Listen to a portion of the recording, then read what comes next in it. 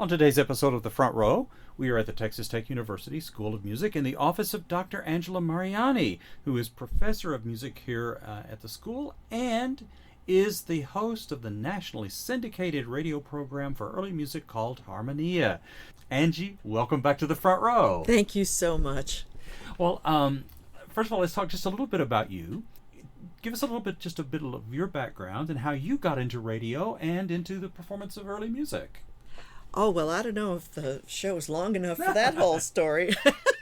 Well, those are two different things, but one of them led to another. So how I got interested in early music was sort of a gradual thing. But I always enjoyed these groups that sort of combined rock and folk.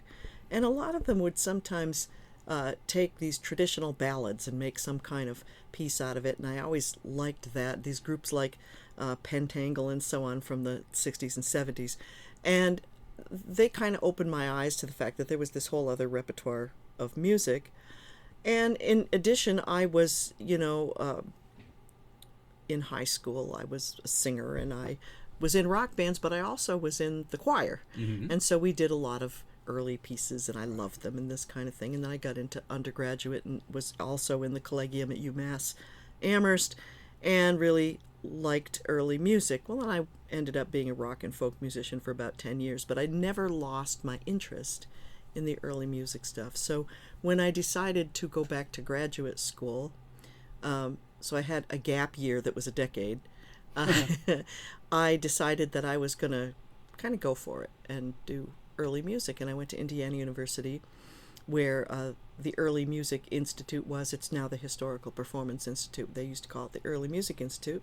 Studied medieval music with Tom Binkley and studied with many amazing he's musicians. He's one of the big names. Oh, in medieval music. In medieval, yeah, absolutely. Yeah, he very, very much so. And I was very fortunate. Also studied with, in the summer times, with Ben Bagby and Barbara Thornton of Sequentia. So in terms of medieval music, that's... Right. But I could reel off the list of, all of my amazing professors at the Early Music Institute.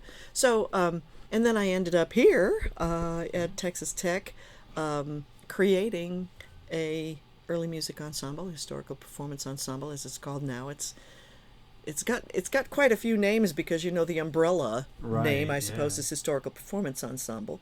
But we have the large group, sort of our collegium, and then we have early wind ensemble called Ventus. We call them the loud band.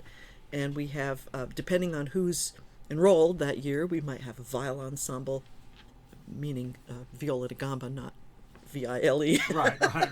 Try to avoid that. That's right. But and recorder ensemble. So we have a lot of stuff going on. And right. So that's basically. Well, and so you head up the whole historical performance area, and there's a concert coming up. Yes, indeed. So tell us about that. The theme of the concert is music from Shakespeare's time. So the way this came about is kind of interesting. Last spring, we did a concert that was medieval English and, I suppose you could say, Renaissance or early modern period English repertoire. And then over the summer, I was talking to Dr. Bill Gelber over in theater and discovered that he was going to be directing a production of Hamlet. Right. And that was exciting. And I said, we just did this concert. And about, it was, I can't remember the exact year, but it was at least a decade ago, when Dr. Gelber directed Twelfth Night. A bunch of the early music people here at Tech were involved in that, and in some cases we were actually on the stage playing. Mm-hmm. Twelfth Night has a lot of music that's referenced in it, so there isn't quite that much music in Hamlet. So we talked, Dr. Gelber and I talked, and so we came up with this idea that we would be able to provide some things for the soundtrack of the play of Hamlet, but also that our fall concert, because I was planning to repeat some of the material anyway from the spring, that our fall concert would have the theme of music from Shakespeare's time. Yeah. And there are actually different pieces, mostly that come from Ophelia, pieces in Hamlet that we're going to be doing, and other things from various of Shakespeare's plays. On our program, when we sort of state what the piece is, if it's referenced in a Shakespeare play, we're going to put a little parenthetical note. This is from Twelfth Night. This is from Merry Wives of Windsor. This is from Love's Labour's Lost or whatever. Just have those indications. So that's kind of fun. Right. So when is the concert? It is Monday night, October 6th at 8:00 in Hemley. Great. Now, when you say historical performance, does that mean that you actually do try to use authentic instruments, or do you use modern instruments? What do you do? There's not a simple answer, but one of the main goals of our Historical Performance Institute is to give students the opportunity to work with and play historical instruments. Now, these aren't instruments that are actually from 16 whatever. Right. We wouldn't be able to afford those. right.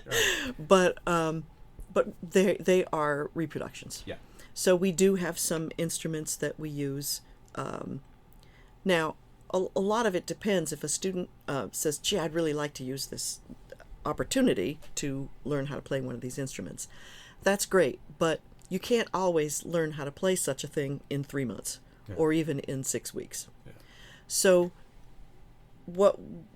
in any given year, we have students who've been working with a historical instrument for some time, and then we have those who are real excited about getting to work with them for the first time. Yeah. So in the case of this particular concert, we have a mixture.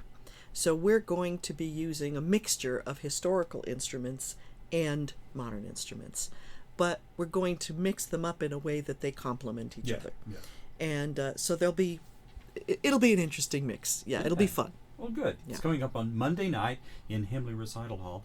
And I love that you whetted our appetite about the Hamlet production that's coming up with the theater department. And this is not unprecedented. I've had a chance to see several Shakespeare plays in England where this is what they do, is they pair it up with great music, and they have such a great early music crowd. So it's fantastic. Oh yeah. And so this is going to really work, and it's going to be great. You're going to love it, right? Yeah, it'll be great. Yeah. Yeah, absolutely. Let's take off for a moment and talk about radio. How did you get into radio, and how did you get a nationally syndicated program of early music? I still don't believe it, to tell you the truth. Yeah. I was a graduate student at Indiana University, and I needed a part-time job, as many graduate students do. I think I had 3 of them at one point, but and my spouse, Chris Smith, who many of the listeners know, his various activities with Tech and at the Vernacular Music Center, and he's also a professor of music here. He was working part-time at the radio station, and I would occasionally call, like, hey, can you pick up a loaf of bread? Whatever. Call the station. Right. And then they had an opening for a board announcer. And one of the sort of senior announcers there, George Walker was his name, he said to Chris, you ought to ask your wife to audition for this. I guess on the basis of my phone voice, so I was just lucky, right? And so I went down there and proved that I could actually pronounce the names of all of the professors in the School of Music, because that was a big part of your audition. Right. At IU, and there were some tough ones. So anyway, they hired me. So I was a board announcer, and I worked there. I that's like the fancy NPR word for a DJ. Okay, right. So right. So I was there for a while, and at one point, the person who at that point was the program director came to me. Her name is Christina Kuzmich, and she said, "Hey, we're thinking about the fact that you've got this Early Music Institute here, and we've got somebody from the Early Music Institute working at the radio station, and would you be interested in putting together a weekly show for us that featured early music?" And I thought, well, gosh, I'd love to do that. Yeah. But then I thought, ooh, this is a lot of work. And so here I am trying to get a master's degree at the same time. And so I went to my advisor, who was Tom Binkley. And I said, I've got this opportunity, and I am just so worried that I won't be able to, finish my schoolwork or this or that. And he said, well, I think you can. And I think that you should do this. Because, and I remember his exact words, he said, because you never know where it might lead. Mm-hmm. And he said, the only thing I'm a little concerned about is how you're going to come up with a new topic every week. That was in 1991. Yeah. And I found that I didn't have any trouble coming up with new. I had trouble finding the hours to do it, but right. So anyway, I started doing this program, and it was very well received in our local area. And so the people at the radio station said, I wonder if some other people would be interested in having this program. Well, this was back in the days of reel-to-reel tapes and digital audio tapes, or DATs as we called them, and all this kind of thing. And we were still using those little things that looked like 8-track tapes for our ads. And, you'd be sitting there trying to put the needle on, on a vinyl record while you popped in one of these things that said, eat at Joe's or whatever. Oh my God, it was crazy. So, so what ended up happening is that we offered as a kind of trial thing that if a station wanted to try out the show, we would send them a couple of tapes. Right. Try it out with their audience, see what they thought. And so I think, if I remember correctly, the very first two were Pittsburgh and Interlachen. I might be wrong, but I think those were the two first ones, and they liked it. And so we got a good response from them. And then the people at WFIU, which is now part of Indiana Public Media, said, hey, let's syndicate this. And so they did. And there was a big challenge when I became full-time,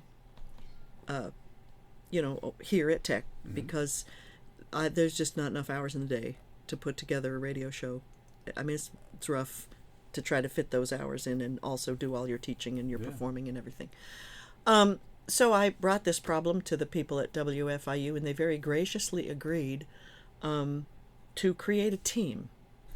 Because when you do it yourself, you have to pick all the music, which that alone is hours and hours, as you well know. That's right, absolutely. You have to pick all the music, you have to do all the research, you have to write the script, you have to edit. If you have an interview, you got to edit it and all this kind of thing.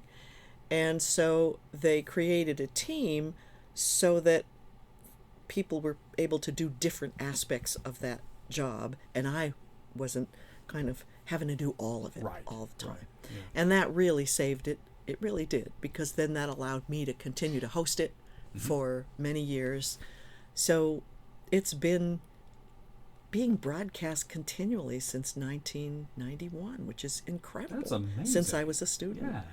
And but the really exciting thing right now is that in the last year, it isn't even a year, in the last few months, we have started a partnership with Early Music America. So the program is sort of a collaboration between Early Music America, which is the national service organization for historical performance in North America, and with WFIU. So that's cool. That's great. Yeah. That's wonderful. We're excited. Well, it's so great to have you as a radio partner and to do all these things. Likewise. To have the blessing of your show. It's just so great. Tell us again the time and date for the Texas Tech Historical Performance Ensemble concert that's coming up. October 6th, Monday night, 8 o'clock in Hemley, Music of Shakespeare's Time. All right. Well, we look forward to seeing you there, Angie. It's going to be great. Thank you for being our guest on this show today. Thanks so much, Clint.